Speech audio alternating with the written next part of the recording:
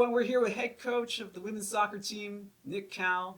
And Coach, it is great to be with you here for our media day and get a chance to kind of reminisce about your career here because I'm not sure if they know, but it's your 20th season on the Hilltop.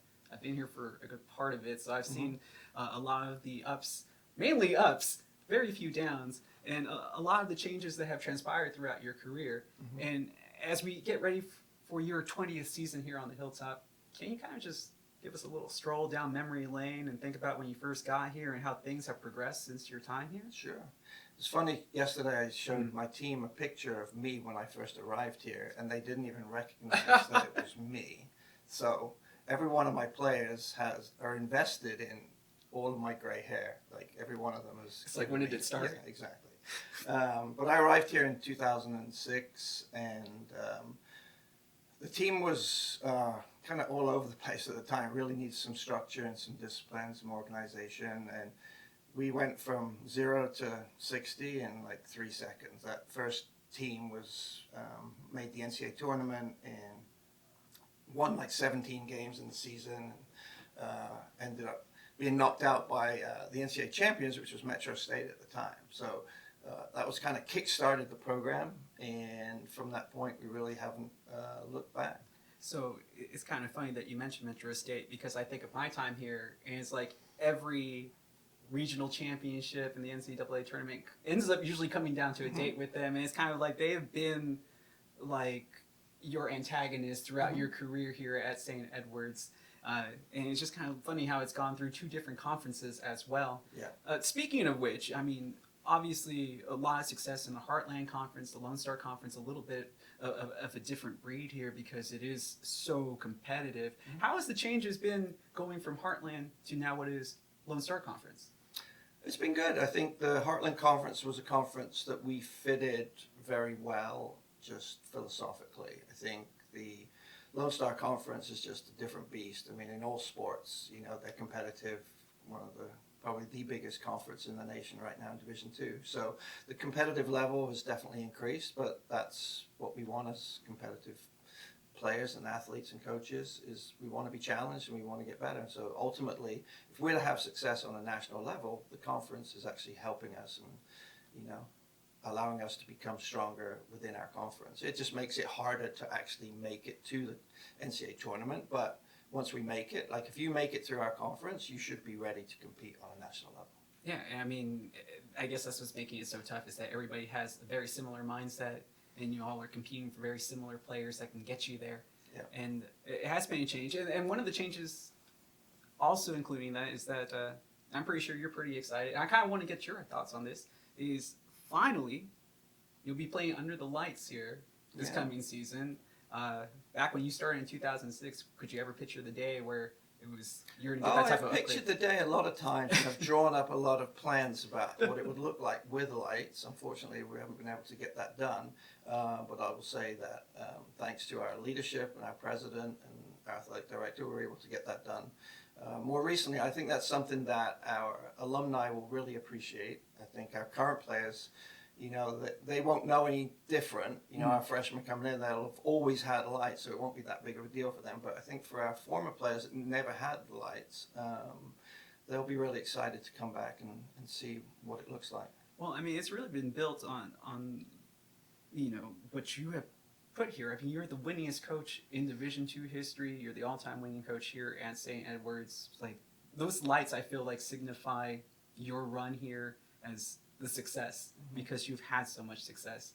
Sorry, I don't mean to get but I'm just like, man, Coach, I've always been really impressed with you, and it's just like I know I got to see most of your career, and I'm just, you know, hoping for continued success for you because I know you guys have a tough season coming up. And speaking of which, though, I know you don't necessarily go in shorthanded. You're returning Annie Rocha, you have your returning scorer, and you're going to have your returning goalkeeper too. You guys only gave up like a goal per game last season, and you had a really good run towards the end where I think you went on a 4-game winning streak, had a little road bump, and then finished the season on a 3-game winning streak. So I think for us out here, could you kind of give us an idea how you're feeling about this season and maybe what we can be looking forward to? Definitely. I think that last year was a season where we suffered. Our captain and leader, McKenna Keeley, got injured early on in the season. So that was a big gap in our defensive structure there at the beginning. And so we had a vacuum of leadership and of ability back there. And so we had to shift some things around and play some people in different positions. And it took a while for that to actually gel. And once it did, I felt like we had a good run there. Towards the second half of the season, we really played well, and we started to be competitive. And we were a little bit unlucky, I thought, in the in the conference tournament against Texas Women's. I mean, they're a good team too, but it was a close game, and I thought we competed well. Yeah, and it came down to penalties. Yeah, And, at that point, it's just the lottery, and it's just luck of the day. Exactly, and so like you said, we have some returners coming back. That our defensive structure is going to be the same. McKenna is back for her 5th year, so that's really exciting for her.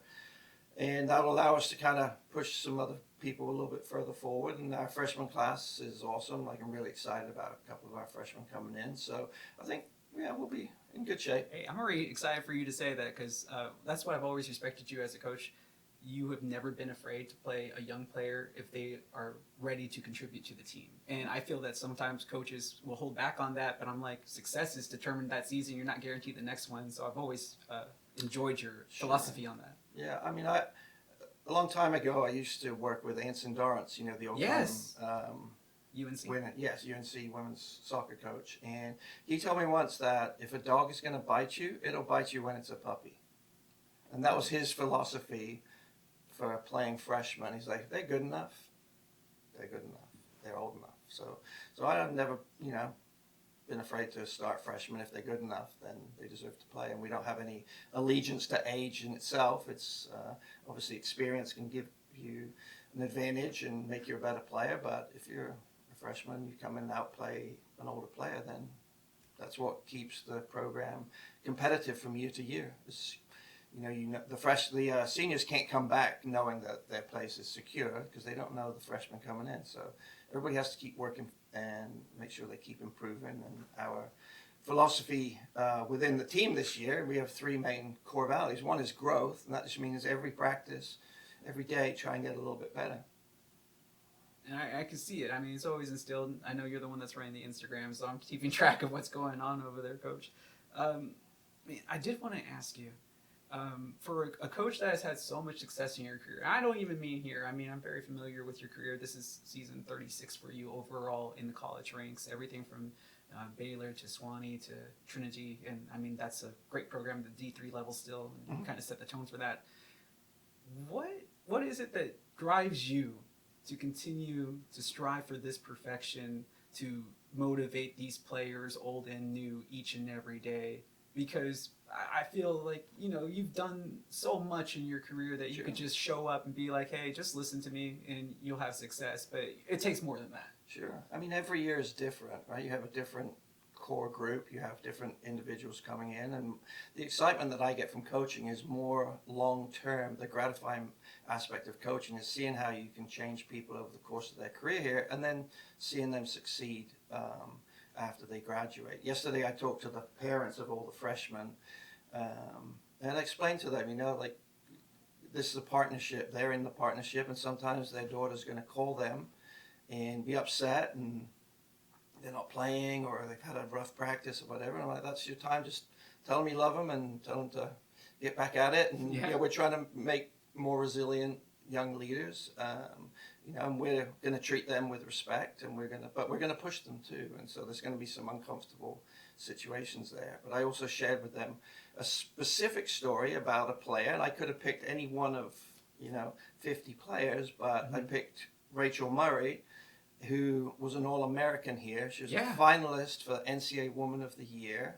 She became a physician's assistant, and she volunteered during the pandemic to go to New York City and help with the situation there. That she was in Brooklyn, and nobody from that Brooklyn hospital was surviving. So she volunteered a month of her life. Nobody knew, what the pandemic was actually going to turn into, but she volunteered to go there, and she sent us pictures of herself, like in Times Square, with absolutely just nobody around. Just desolate. Yeah, and she was there for a month, and not one of her patients survived that. Oh, wow. And so she volunteered for another 2 weeks. She's like, I can't leave here without saving one person. And so there was one guy that was a patient of hers. She said, I'm going to stay here till he gets out. And he got out. And so I get emotional thinking about it, just her commitment like that. And now she's got a family, and, so it's great to see everything that she's gone on to do. Yeah, I mean, you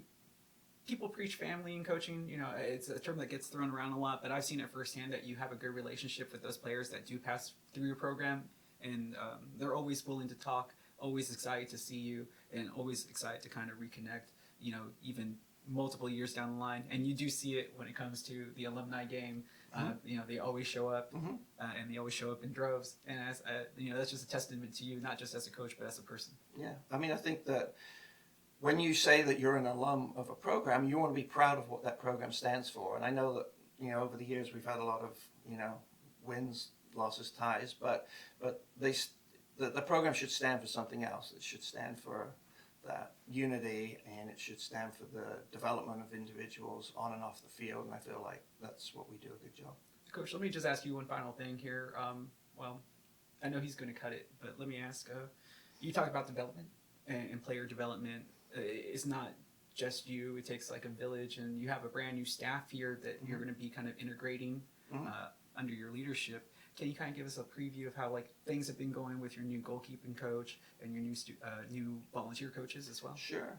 Yeah. So Kat Nichols is my new full-time assistant coach, and I chose her because of her coaching ability, her ability to direct goalkeepers and the whole defense. But also she's a great person, and I know that she's very enthusiastic, that the players will really have a good rapport with her, and she's super organized too. And despite my exterior, I need somebody to organize my life and the team's life, because that's not something that I enjoy. It's something that I know has to be done, but it's what gets me going in the mornings is more the interactions with the players, the planning, practice, the actual game.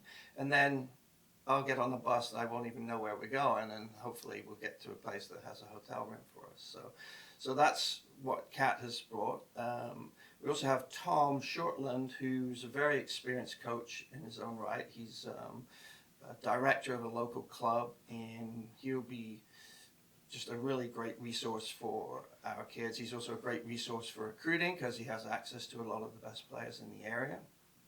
And he's taken his A license right now, which is basically the top license that he can take right now. So he's a very accomplished coach, and I'll be looking forward to learning from him as well. And hopefully he'll learn something. This is his first job in college, so he's done a lot of club coaching down at IMG and now at the Lone Star Soccer Club.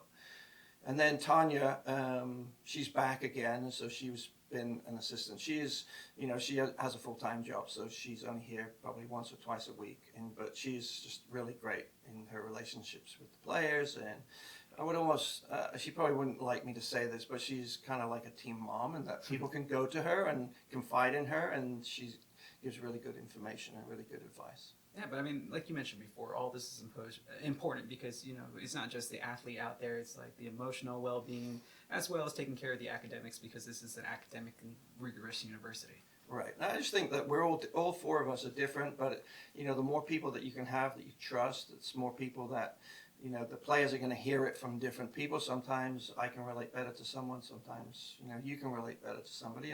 But sometimes the penny drops at a different time, right? Oh, definitely. So hopefully the different voices will help. And but we're all on the same page. We've done a lot of work this summer to kind of making sure that we understand how I like to run practices, what my philosophy is of coaching is, and so they've all bought into that. So we're excited. Okay, I can talk a lot, but I have one quick question for you. Just definitely will agree with that. Yes, sorry, rather loquacious. You know how it goes. Coach, I have to know though, you've been at it, at least here, this is the 20th season. We kind of glossed over that. But how much do you feel that you've changed your coaching approach and philosophy because the generations have changed as you have been here? It feels like every 5 years, this type of person that arrives at this university has different quirks than the ones that had left. And I would imagine that would be a challenge of, like you mentioned, just trying to connect with these players after you've had such a vast career. Sure. I mean, every cohort is different, and, it's well documented, the different generations, the changes, and, kids coming up now that they've always had a phone in their pocket, for example. Like that's really the first people that we've had here that have always had a phone, and so it's that creates its own challenges, but that's what makes life interesting. If everybody was the same, then it wouldn't be so interesting. So that's what to me is makes the job exciting. And my wife always tells me, like she says, like, when are you gonna stop and get a real job? And I'm like, not in this lifetime, because this job is so interesting. I love the sport. I love the kids that we deal with, and I can see the impact that we can have on them. My job is really to create really strong leaders for after they graduate. Soccer is just the vehicle that we use to do that, but the overall quality of the program is not going to be judged by wins and losses and champions. It's going to be what impact these people have after graduation in society. And I hopefully that we create people that are going to do the right things and they're going to be comfortable being leaders. I think the world needs strong female leaders, and I think that they're able to contribute in that way.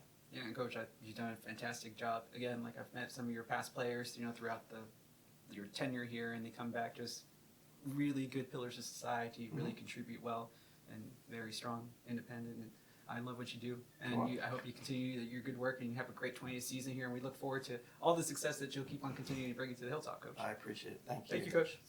Thanks.